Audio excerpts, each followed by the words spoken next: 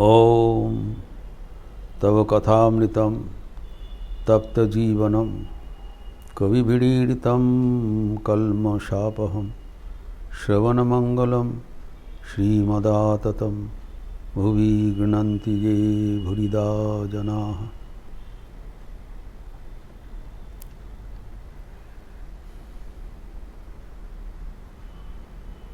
ठाकुर सत्प्रसंग कर रहे हैं।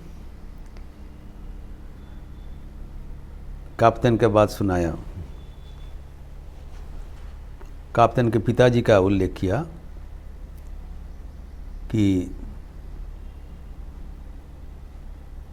इवन युद्धकालीन समय पर एक हाथ से पूजा कर रहे हैं, एक हाथ से तलवारी और बंदूक चला रहे हैं।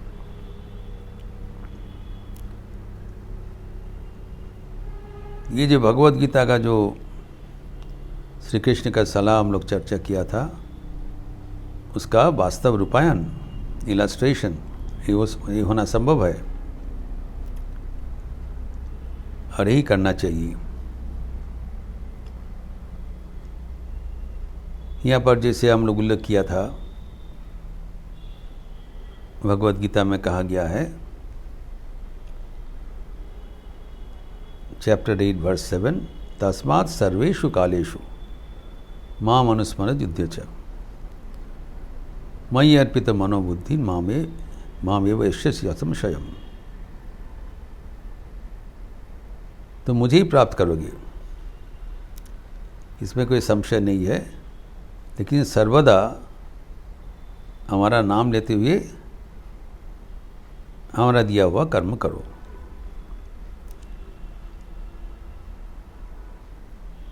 मन में नाम लो, हाथ में काम लो। तो यहाँ पर एक जो वर्ड दिया है, तस्मात्, अतएव। अतएव क्यों बताया? सर्वेषु कालेषु, सब समय करने के लिए क्यों बोल रहे हैं तस्मात्? इसका संयोग पूर्व श्लोक में है, जो वर्स 6 सप्तम श्लोक है।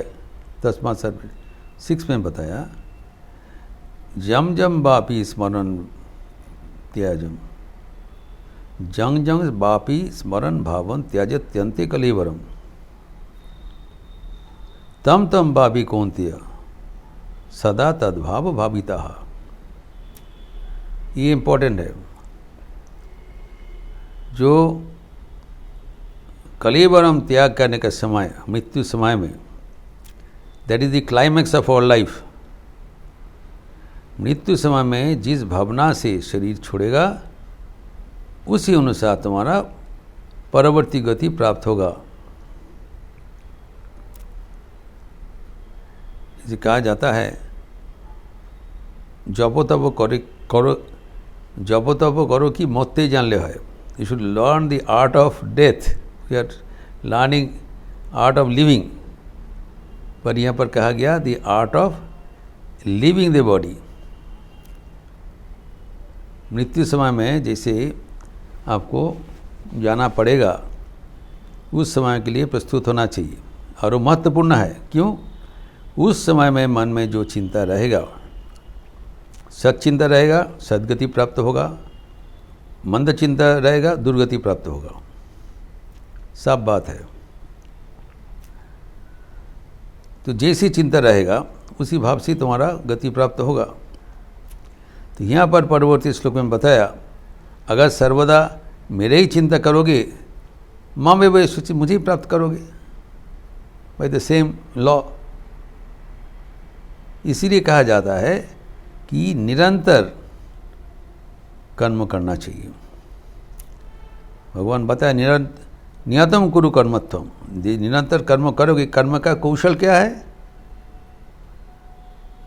कि हमें स्मरण मनन करके कर्म करो, नहीं तो कर्म जो तुम कर रहे हो वो तेरा कर्म हो जाएगा।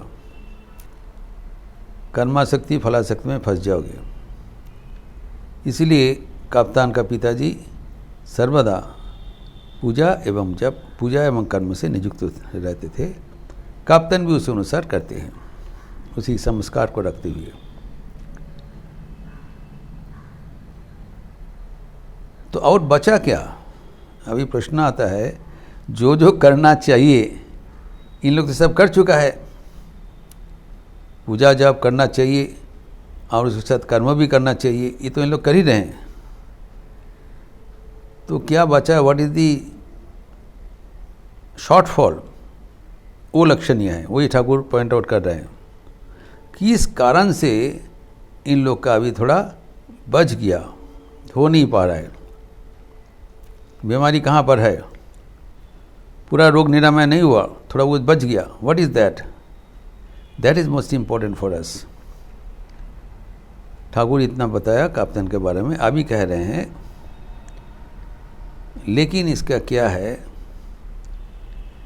सर्वदा विषय कर्म में थकने से, रहने से नहीं होगा। This is the difficulty, this drawback. रात दिन विषय कर्म में रहने से फिर आपने को बचाना मुश्किल है, जितना भी कर्म करो, जितना भी पूजा करो। जो इनका विषय कर्म क्या है ठाकुर बता रहे हैं। जब जब मैं आता हूँ, मैं देखता हूँ इसके चारे ओर इनके घर वालों हैं। माघ छेले दिन ने रोए, परिवार, संतान, संतति, स्त्री इसको साथ घेरे हुए हैं सर्वदा।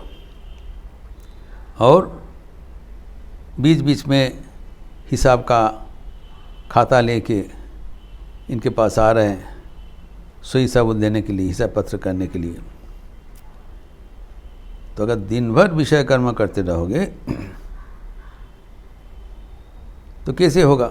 अभी कहते हैं कभी कभी इसके बीच में कभी कभी इनके मन में सच्चिंतन भी आता है, विषय कर्म करते हुए भी बीच बीच में आता है, लेकिन वो क्षणिक, टेम्पोररी, उब जाता है।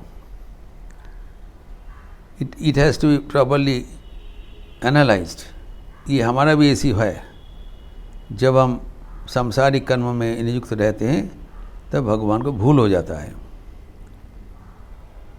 ठाकुर इसको उदाहरण दे रहे हैं, बिकारे रोगी, सन्निपात का रोगी होते हैं, वो तब वो होश में नहीं रहता है, बेहोश हो जाता है। When a person is having typhoid, he is having delirium. कभी कभी होश आता है लेकिन फिर होश चला भी जाता है। तो ठाकुर कहते हैं बिकारे रोगी,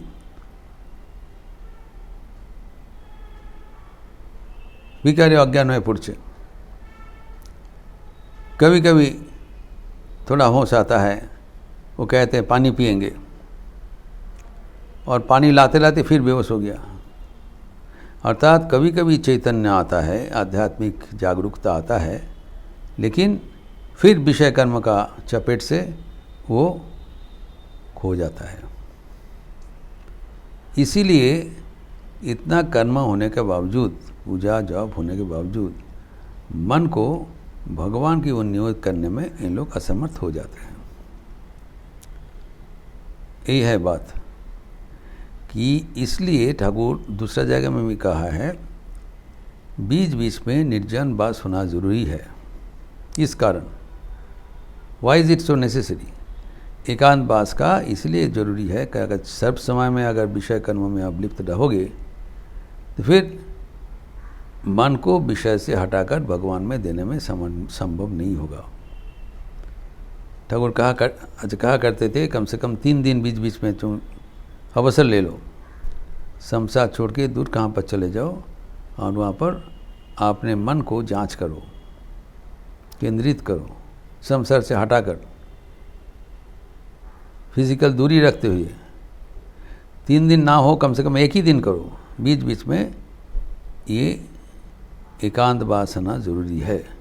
नहीं होने से क्या होता है, ठाकुर कहते हैं कि विकार का रोगी है, सन्निपात का रोगी है, उसमें जो निषिद्ध चीज़ है, जो आचार है और पानी है, ये सब नहीं लेना चाहिए।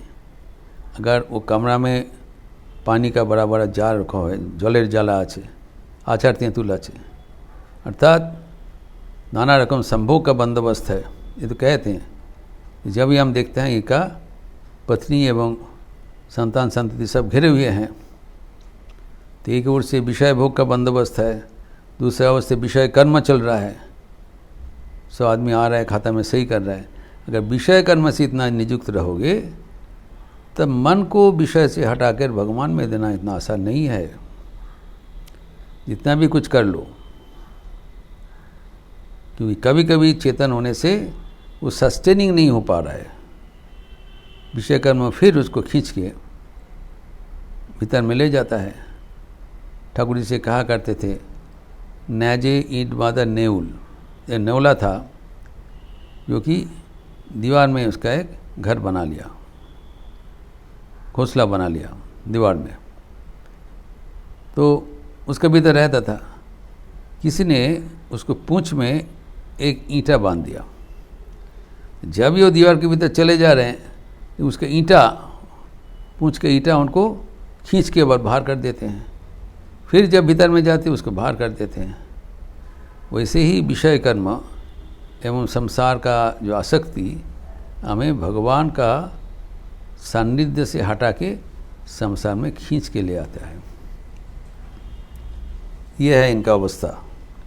इससे बचने के लिए ठाकुर कहते हैं सावधानता अवलंबन करना चाहिए, नहीं तो इनको बहुत ही पहुंचा हुआ व्यक्ति है, आचार्य ब्राह्मण है, सच्चर्चा किए हैं, वो शास्त्र पाठ किए हैं, बहुत ही इनका सब कुछ ठीक है, एवं पूजा भी करते हैं, आंतरिक पूजा भी करते हैं, और इतना करने के बावजूद वो आखिर में पहुंच नहीं सक रहा है, चूक हो जा रहा है। इस पे ठाकुर ध्यान दे रहे हैं ताकि हम लोग भी उसी अनुसार हमारा जो आध्यात्मिक जीवन भी सफल कर सकें, ये आशय। तब भी ठाकुर कहते हैं, तारीफ करते हैं उनको, तुम्हें तो खूब कर्मी, यू आर ए रिचुअलिस्ट। कर्मी मतलब तुम्हारे ये सब आचार आचरण तुम खूब नियम माफिक तुम करते रहते हो। अभी जो असलियत का जो कारण है उसको ठाकुर कैसे समाधान कर रहे हैं, इसके संकेत दे रहे हैं। ठाकुर कह रहे हैं कि तुम तो बहुत बड़ा कर्मी हो, तो कप्तान कह रहे हैं, देखिए ये जो पूजा आरती जप तप ये सब जो चल रहा है, ये करने में हमारा बहुत आनंद होता है, हमें बहुत अच्छा लगता है, इट्स ए वेरी गुड। अगर ये सब कर्म में जिसका रुचि पैदा हो गया, कहती है बहुत अच्छा लगता है, और जीव को इसके आगे तो और कुछ नहीं करना है। अगर जीव को तो इतना तक ही करना है, पूजा जब तब लेके ही तो रहना है, इसीलिए मैं बहुत अच्छा लगता है, मैं इसके लिए हम संतुष्ट रहता हूँ। ठाकुर इसका संशोधन करेगा। यहाँ पर ये अटक हो गया, जो इनको करना चाहिए था प्राथमिक जीवन में वो करके आ रहे हैं, लेकिन अभी उसको अतिक्रम करके परवर्ती जीवन में पदक्षेप करना पड़ेगा। Yes to transcend the ritual into the second step of bhakti. वैदिक भक्ति को अतिक्रम करके रागानुगा भक्ति का दरवाजा में प्रवेश करना पड़ेगा।